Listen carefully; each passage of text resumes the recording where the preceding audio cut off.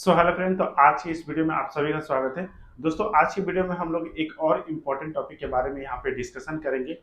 आपने power plant अगर कभी विजिट किया होगा या स्टीम लाइन देखे होंगे, तो आपने जब बॉयलर से स्टीम लाइन निकलता है और टरबाइन में इन करता है, इन दोनों के बीच में अगर आप देखेंगे इसका कुछ डिजाइन, तो ये कुछ सीधा ना होकर अलग अलग तरह के यहाँ पे बेंड होते हैं। चाहे आपको यू टाइप के आपको बेंड मिलेंगे या एक्सपेंशन लूप मिलेगा, ठीक है। 90 डिग्री बेंड भी मिल सकते हैं या आपका ऑफसेट टाइप के मिलेंगे, ठीक है। तो ये तरह तरह के जो बेंड्स होते हैं वो क्यों दिया रहता है, ये जो लूप होते हैं वो क्यों रहता है, इसका क्या पर्पज है, नहीं देंगे तो क्या प्रॉब्लम आएगी, ठीक है। इन सभी बातों का डिस्कशन ही इस वीडियो में हम लोग करने वाले हैं। तो वीडियो बहुत ही इंफॉर्मेटिव बनने वाला है, तो वीडियो के साथ बने रहें। और यदि आप इस चैनल पर नए हैं तो चैनल को सब्सक्राइब करें और बेल नोटिफिकेशन ऑन करें ताकि इस टाइप का इंफॉर्मेटिव वीडियो आपको सबसे पहले मिले। तो चलिए बिना समय वीडियो करते हैं स्टार्ट। तो you bend in steam pipeline. तो देखिए, अगर आप स्टीम पाइपलाइन अगर देखे होंगे तो आप वहां पे तरह तरह के बेंड्स दिखेंगे, जहां पर आपको यू टाइप के बेंड्स दिखेंगे, एक्सपेंशन या इसी को एक्सपेंशन लूप भी कहा जाता है। ओके, 90 डिग्री के भी बेंड्स आपको दिखेंगे या ऑफसेट टाइप के देख सकते हैं। ओके, तो इसके पीछे क्या रीजन होता है, अगर हम सीधा दे देंगे तो क्या प्रॉब्लम होगा, ठीक है। तो उसको समझिए। तो देखिए, इसके पीछे दो मेन रीजन होता है। पहला रीजन जो है कि हम लोग जानते हैं कि किसी भी चीज को, किसी भी मटेरियल को अगर हम हीट करते हैं, ठीक है, उसका टेम्परेचर अगर राइज करेंगे तो उसमें क्या होगा, थर्मल एक्सपांसन होगा। और उसी चीज को अगर कूल करेंगे तो उसमें थर्मल कॉन्ट्रेक्शन होता है, ठीक है। यानी एक्सपांसन और कॉन्ट्रेक्शन आपके होंगे वहां पे। ओके, तो इस पहला जो टॉपिक है उसको हम लोग समझने से पहले एक एग्जांपल को यहाँ पे समझिए ताकि जो टॉपिक है वो क्लियर हो जाए। देखिए, सपोज कीजिए अभी ये मटेरियल है। ओके, एक मटेरियल है, कोई समझ लीजिए रोड है। ओके, इसको अभी हम लोग अभी ये ठंडा कंडीशन में कुछ इसका टेम्परेचर है। अब इसका हम लोग टेम्परेचर, इसको हीट देंगे तो इसका टेम्परेचर राइज करेगा। अब जैसे ही अगर ये राइज करेगा तो इसके क्या होगा, जो इसका ओरिजिनल लेंथ है, सपोज कीजिए अगर 1 मीटर है तो इसका 1 मीटर जो लेंथ ओरिजिनल है उससे ये थोड़ा सा राइज कर जाएगा। पॉइंट समझ लीजिए 0.001 जो है वो राइज कर गया। ओके, और ये दोनों तरफ से अभी क्या है, फिक्स कंडीशन में, ठीक है।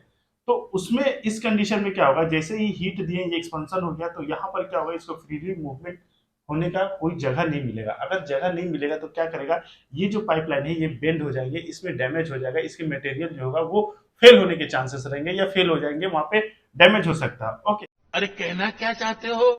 तो यही कंडीशन जो होता है वो आपके स्टीम पाइपलाइन में भी होते हैं।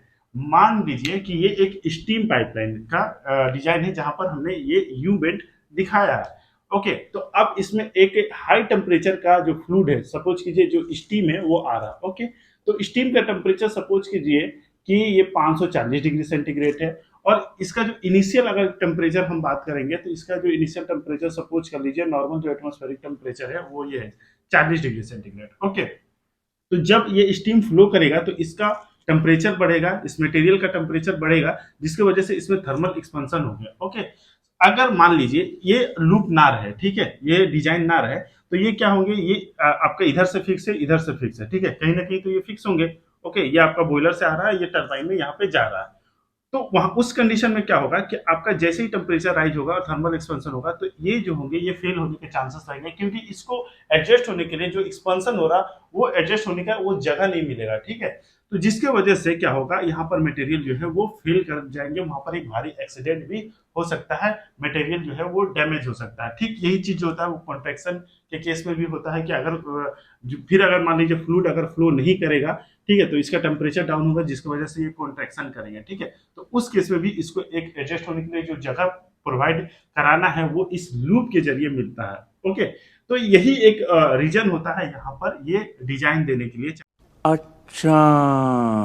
आप अगर स्टीम लाइन में देखेंगे तो भी आपको दिखेगा, आप चाहे फीड वाटर लाइन जो बीपी से वाटर आता है उसको भी आप देखेंगे तो वहां पर आपको 90 डिग्री के बेंड या एक लूप जो है वो आपको एक्सपेंशन लूप टाइप का आपको देखने को मिलेगा। तो वहां पर भी उसका यही काम होता है कि जो उसमें स्ट्रेसेस प्रोड्यूस होंगे ड्यूरिंग द फ्लो, ठीक है, जो आपका हाई टेम्परेचर का जो वाटर जो उसमें फ्लो कर रहे हैं तो उसके कारण जो थर्मल एक्सपेंशन होगा और उसके कारण जो थर्मल स्ट्रेस प्रोड्यूस होगी उसके अंदर, तो उस स्ट्रेस को वो सह सके, उस स्ट्रेस को वो फ्रीली एक्सपेंड कर सके, इसकी वजह से ये इस तरह का बेंड दिए रहते हैं, ठीक है। नहीं तो अगर क्या होगा, सीधा कर दे देंगे तो इसको बेंड होने की जगह नहीं मिलेगा और ये यहाँ पे मटेरियल फेल हो सकता है। ओके, तो यहाँ पर देखिए ये तो इसका रीजन हो गया देने का। अगर आप चाहें तो इसमें कितना एक्सपेंशन हो रहा है, ठीक है, इसको आप इस फॉर्मूला के जरिए निकाल सकते हैं।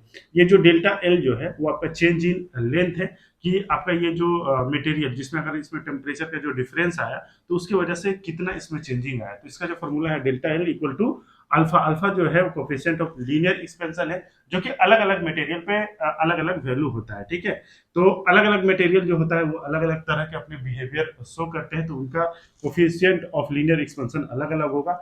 एल ओ जो है वो इस पाइप का जो है वो ओरिजिनल लेंथ है।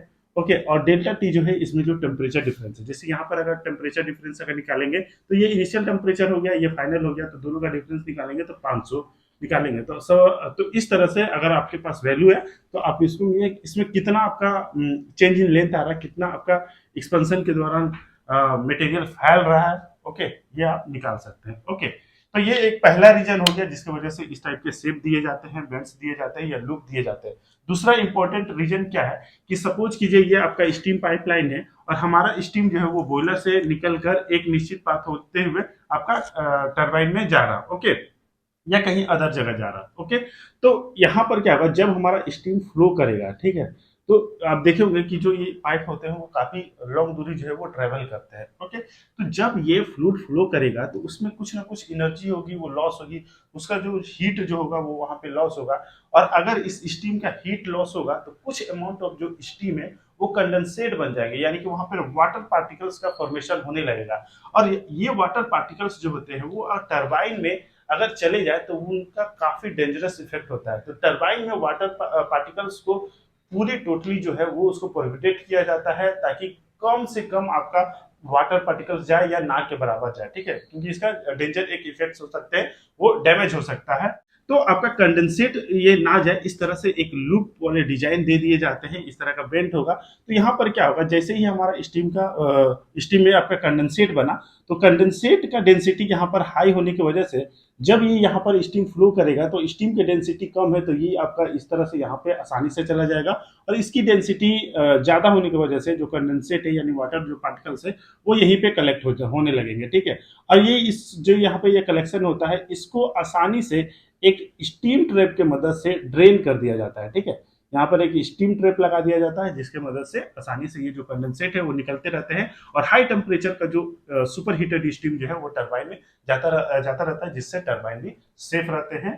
ओके, यही हो गई ये दो इंपॉर्टेंट रीजन जिसकी वजह से किसी भी स्टीम पाइपलाइन में यू बेंट या एक्सपेंशन लूप या अलग अलग तरह के बेंट जो है वो प्रोवाइड किए जाते हैं। आई होप कि ये जो टॉपिक था वो आप सभी का क्लियर हुआ होगा। वीडियो इन्फॉर्मेटिव लगा तो प्लीज वीडियो को लाइक जरूर करें। आपका एक लाइक हमें ऐसे ही और कई सारे इन्फॉर्मेटिव वीडियो बनाने के लिए मोटिवेट करता है। आई होप कि आप इसे समझेंगे। मिलेंगे नेक्स्ट वीडियो में, तब तक के लिए जय हिंद।